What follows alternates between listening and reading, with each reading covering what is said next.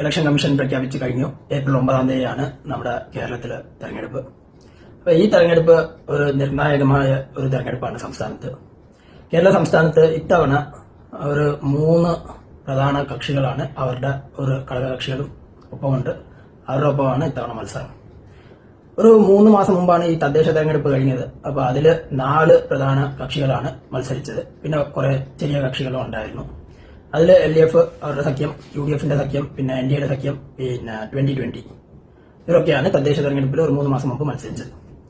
പക്ഷെ ഇപ്പം സംസ്ഥാന തെരഞ്ഞെടുപ്പിൽ നമുക്ക് എല്ലാവർക്കും അറിയാലോ, ഈ 3ാമത്തെ 4ാമത്തെ നിലയിലുള്ള ഈ BJP അവരുടെ NDA സഖ്യത്ത് നമ്മുടെ 2020യും ചേർന്നിട്ടുണ്ട്.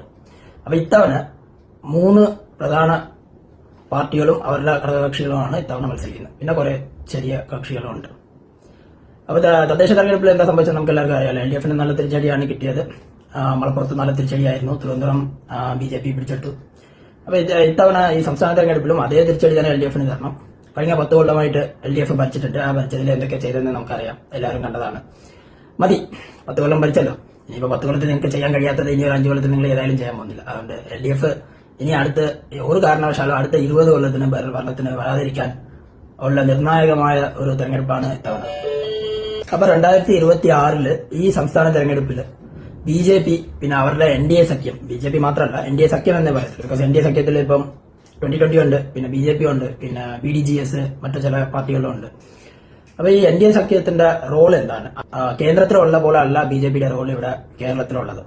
കേരളത്തില് NDA സഖ്യം എന്നെ ചോദിച്ചാൽ എന്നെ സംബന്ധിച്ചിടത്തോളം അത്യാവശ്യമാണ്.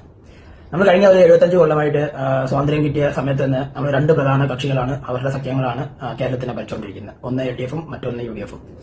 LDF എന്തൊക്കെ ചെയ്തിട്ടുണ്ടെന്ന് അറിയാം. അവരുടെ കുറെ അഴിമതികളും ഉണ്ട്. അതിനെക്കുറിച്ച് ഞാൻ പറയേണ്ട ആവശ്യമില്ല, നിങ്ങൾക്ക് തന്നെ അറിയാം.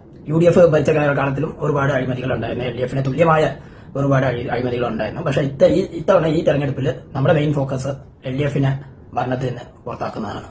ജനങ്ങൾക്ക് ശരിക്കും നേട്ടമുള്ള വികസന പദ്ധതികൾക്ക് അത് നടപ്പാക്കാനായിട്ട് ഒരു 3ാമത്തെ സഖ്യം ഇവിടെ ഉണ്ടായാലേ മാത്രമേ ഉള്ളൂ. ഈ LDFും UDFും അതിനുവേണ്ടിയെങ്കിലും ഒന്ന് ഭയന്ന് അവരെ ഭരണത്തിൽ ആരാണ് കയറുന്നത് വെച്ചാൽ അവർക്ക് ആ ഒരു പേടി ഉണ്ടാവണം. ജനങ്ങള് 3ാമത്തെ ഒരു സഖ്യത്തിനെ പിന്തുണയ്ക്കുന്നുള്ള ആ പേടി ഉണ്ടെങ്കിൽ തന്നെ അവർ വികസനങ്ങളൊക്കെ ശരിക്കും ചെയ്തോളൂ.